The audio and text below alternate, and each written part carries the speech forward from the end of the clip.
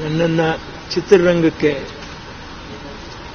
ಪರಿಚಯಿಸಿ, ಸುಮ್ಮನೆ ಪರಿಚಯಿಸಿಲ್ಲ ಅವರು, ಇವನು ಡ್ಯಾನ್ಸ್ ರಾಜ ಡ್ಯಾನ್ಸ್ ಅಂತ ತೋರಿಸ್ಕೊಟ್ಟಂತ ಮಹಾನ್ ವ್ಯಕ್ತಿತ್ವ, ಕರ್ನಾಟಕದ ರಾಜ. ಅದನ್ನು ಇನ್ನೊಂದು ಹೆಸರಿನಲ್ಲಿ ಕರೆಯೋಕ್ಕೆ ನನಗಿಷ್ಟ ಇಲ್ಲ. ಯಾಕಂದರೆ ಗುರುಸ್ಥಾನದಲ್ಲಿರ್ತಕ್ಕಂಥ ವ್ಯಕ್ತಿಗಳನ್ನ ನಾವು ಆ ಶ್ರೇಷ್ಠತೆಯನ್ನು ನಮ್ಮ ಮಾತಾಡೋಕ್ಕೆ ನಮಗಿಷ್ಟ ಅಷ್ಟೇ. ಬರೀ ನಾನು ಒಬ್ಬನೇ ಅಲ್ಲ, ಅನೇಕ ಕಲಾವಿದರು ಇವತ್ತಿಗೆ ಆ ಕಾಲದಿಂದ ಕಪ್ಪು ಬಿಳುಪಿಂದ ಇವತ್ತಿನ ಈ ತಂತ್ರಜ್ಞಾನ ಮುಂದುವರೆದ ಕಾಲದವರೆಗೂ ಅವರು ಮಾಡಿರುವಂಥ ಚಿತ್ರಗಳು, ಅವರ ಸಾಧನೆ ಇದು ಅವಿಸ್ಮರಣೀಯ, ಅಜರಾಮರವಾಗಿ ಉಳಿಯುತ್ತೆ. ಅವರು ಸಾಮಾನ್ಯ ವ್ಯಕ್ತಿಯಲ್ಲ, ಅವರು ಒಬ್ಬ ಕರ್ನಾಟಕದ ದಿಗ್ಗಜ, ಮೇರು ಹಾಸ್ಯ ನಟ, ಶ್ರೇಷ್ಠ ವ್ಯಕ್ತಿ. ದೇವರು ಅವರ ಆತ್ಮಕ್ಕೆ ಶಾಂತಿ ಕೊಡಲಿ, ಮಕ್ಕಳ ಮನಸ್ಸಿಗೆ ಧೈರ್ಯ ತುಂಬಲಿ, ಈ ನೋವನ್ನ ಸಹಿಸಿಕೊಳ್ಳುವಂಥ ಶಕ್ತಿ. ತಂದೆ ಏನು ಮಾರ್ಗದರ್ಶನ ನಮ್ಗೆ ತೋರಿಸಿದ್ದಾರೆ.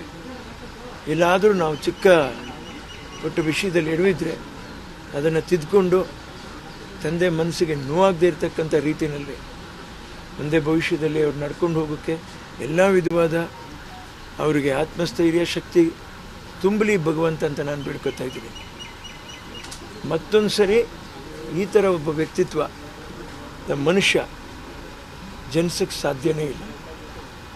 ಯಾಕಂದರೆ ಅಂಥ ಕಲಾವಿದರನ್ನ, ಅಂಥ ಸಿನಿಮಾಗಳನ್ನ ಅವರು ಮಾಡಿ ಏನು ನಾವು ಇವತ್ತು 2 ಭಾಷೆ 3 ಭಾಷೆ ಹಾಗೆ ಹೀಗೆ ಅಂತಂತ ಹೇಳ್ತಾ ಇದ್ದೀವೋ, ಹಣದ ಅಭಾವ ಇರುವಂಥ ಆ ಕಾಲದಲ್ಲಿ ಕೂಡ ಅವರು ಎಲ್ಲ ಸಿನಿಮಾಗಳು ಮಾಡಿದ್ರು. ದಕ್ಷಿಣ ಭಾರತದ ಸೂಪರ್ ಸ್ಟಾರ್ನ ಹಾಕಿ ಸಿನಿಮಾ ಮಾಡಿದ್ದಾರೆ.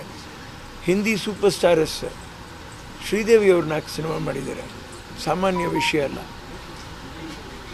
ಇಂಥ ಒಬ್ಬ ನಿರ್ಮಾಪಕ, ನಿರ್ದೇಶಕ, ನಟ ಖಂಡಿತ ಹೇಳ್ತಾ ಇದ್ದೀನಿ, ಮತ್ತೆ ಜನಿಸೋದು ಭಾರಿ ಕಷ್ಟ. ಅದನ್ನು ಅರ್ಥ ಮಾಡಿಕೊಂಡು ಅವರು ಬಿಟ್ಟು ಹೋಗಿರ್ತಕ್ಕಂಥ ಕೆಲವು ಶ್ರೇಷ್ಠ ಚಿತ್ರಗಳು, ಅವರ ನಿರ್ದೇಶನ ಅದು ಭಾರಿ ಮುಖ್ಯ. ಅವ್ರು ಹೇಗೆ ನಿರ್ಮಾಣ ಮಾಡಿದ್ರು, ಹೇಗೆ ಇಷ್ಟು ಕಾಲ ಹೆಸರು ಉಳಿಸ್ಕೊಂಡ್ಬಂದರು, ಇದು ಭಾರಿ ದೊಡ್ಡದು. ಅವ್ರು ಕೊಟ್ಟಿರುವಂಥ ಕೊಡುಗೆನ ನಾವು ದಾರಿದೀಪ ಅಂತ ತಿಳ್ಕೊಂಡು ಆ ಹೆಜ್ಜೆನಲ್ಲಿ ನಾವು ನಡೆಯೋಕ್ಕೆ ಪ್ರಯತ್ನ ಪಡೋಣ, ಬಾಳೋಣ, ಬದುಕೋಣ. ದೇವರು ಮತ್ತೊಮ್ಮೆ ಆ ಕುಟುಂಬಕ್ಕೇನು ನಮ್ಮ ಗುರುಗಳ ಆತ್ಮಕ್ಕೆ ದೇವರು ಶಾಂತಿ ಕೊಡಲಿ ಅಂತ 2 ಮಾತು ಕೇಳ್ಕೊಂಡು ನನ್ನ ಮಾತು ಮುಗಿಸ್ತಾರೆ. ನಮಸ್ಕಾರ.